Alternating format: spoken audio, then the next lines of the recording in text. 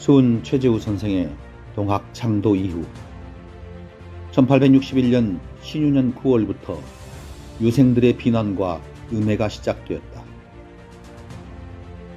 경주와 인근 지역에서는 동학에 대한 비방이 심해졌고 기득권을 지키려는 유림은 동학을 혹세무민으로 몰아붙이며 금지령을 내렸다. 이에 따라 수은 선생은 관의 탄압을 피하기 위해 11월에 제자 최중희와 함께 경주를 떠나 전라도 남원으로 향한다.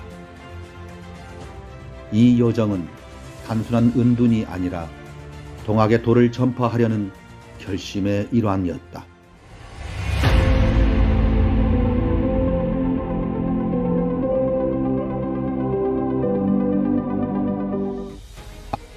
수은 선생은 남원에서 서형칠의 집에 머물며 남원의 동학의 뿌리를 내리게 된다. 그는 도수사를 지어 고향을 떠난 나그네의 심정을 담고 제자들에게 조급함을 경계하며 수련에 힘쓸 것을 당부했다. 1861년 12월에는 교룡산 덕미람으로 거처를 옮기고 이곳에서 논학론, 즉 동학론을 집필하여 동학의 진위를 설파하였다. 수은 최재우 선생은 남원 은저감에서 검가, 즉 검결을 지었고 칼노래와 칼춤을 추었다. 검결, 시호 시호 이내 시호 부재래지 시호로다. 만세일지의 장부로서 오만년지 시호로다. 용천검 드는 칼을 아니 쓰고 무엇하리. 무수장삼 떨쳐입고 이 칼 저 칼 넌주들어. 호호망망 넓은 천지 일신으로 비껴서서 칼노래 한 곡조를 시오시오 불러내니 용천검 날랜 칼은 1호를 희동하고 게으른 무수장삼 우주에 덮여있네. 만고명장 어디 있나 장부당전 부장사라. 좋을시고 좋을시고 이내 신명 좋을시고. 그래서 그 은정암이라고 붙이고 여기에서 이제 동학의 중요한 경전도 폈지만 검결이라고 하는 이 가사를 짓고 그 다음에 이제 그것을 칼춤이라고 하는 이 춤을 추었는데 그 칼춤이 오늘날 용담건무라는 이름으로 다시 태어난 거죠.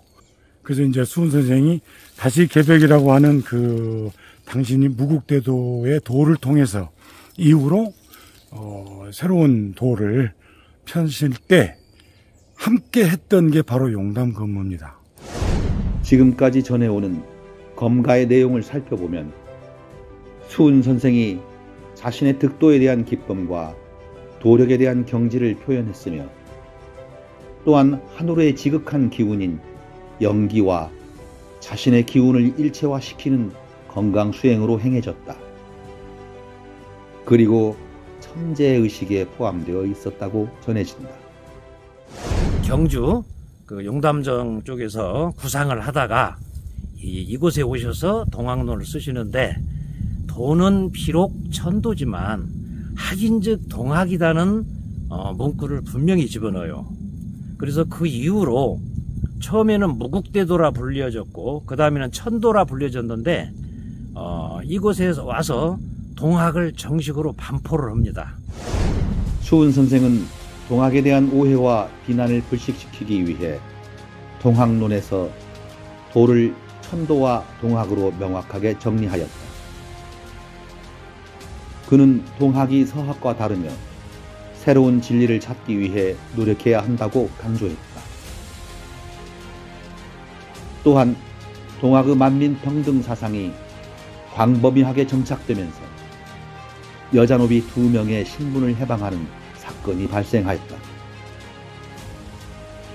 여자노비 1명은 며느리로 1명은 수양딸로 삼아 조선사회에 큰 충격을 주었다. 동학은 1863년 11월 25일 경주와 인근 고을에서 급속도로 퍼졌다. 사람들은 동학에 대한 이야기를 나누며 수훈 선생을 스승으로 삼고 위천주와 시천주를 외우며 신앙을 깊이 있게 실천하였다. 그러나 정부는 동학을 탄압하기 시작했고 수훈 선생은 경주로 돌아와 동학의 지도자들을 모아 접주를 정하는 등 조직을 결속시키려 하였다. 수훈 선생은 1863년 8월 14일 해월 최시영 수제자에게 동학의 도통, 즉 교주 자리를 넘겨주었다. 수훈 선생은 하늘 마음을 지키고 바른 기운을 살리는 수심정기와 하늘의 뜻과 수훈 스승의 명교를 받으라는 수명의 글씨, 변함없이 곧은 마음인 일편심의 법문을 해월에게 전한다. 용담수류 사해원, 거막인재 일편심. 용담의 물이 흘러 내 바다의 근원이 되고 거막에 사람이 있어 하나의 곧은 마음이다. 수훈 선생은 결국 1863년 12월 10일 선전관 정운규에 의해 체포되었다. 서울로 압송되던 수훈 선생은 철종의 국상으로 경상가명으로 환송된다. 수훈 선생은 갑자년 1864년 3월 10일, 양력 4월 15일에 조선 정부의 지침에 따라 경상감사 서헌순에 의해 대구 관덕당 아미산 동쪽들에서 차명으로 순도하였다. 수훈 최재우 대신사님께서 그때 조선 말기에 나라의 유도에 어긋나는 도리를 했다고 그 삿된 자도난정이라는 그 제목을 씌웠어요. 그 나라에서. 그래서 거기서 이제 순도하신 차명한 사람입니다. 수훈 선생은 억울한 차명을 당하였으나 그의 순도는 동학의 새로운 시작으로 이어졌다.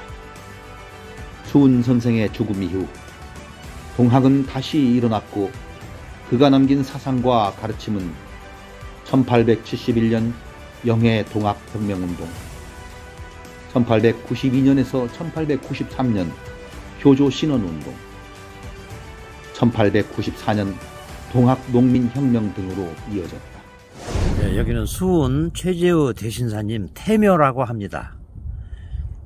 당시 그 순도터는 대구 장대였었어요. 대구에서 차명으로 환원하시고 인편으로 수훈 선생 부인과 아들, 그 다음에 가까운 제자들 인편으로 여기까지 모셔왔습니다. 이 인근에 이렇게 가 매장을 하고 그 이후에 이장을 해서 이 자리에 모신 자리입니다. 수훈 선생은 자신의 순도가 단순한 죽음이 아니라 동학의 정신을 이어주는 새로운 시작으로 해석되었다.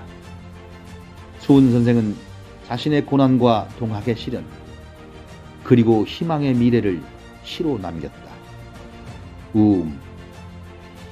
바람 지나고 비 지난 가지에 바람 비 서리 눈이 오는구나.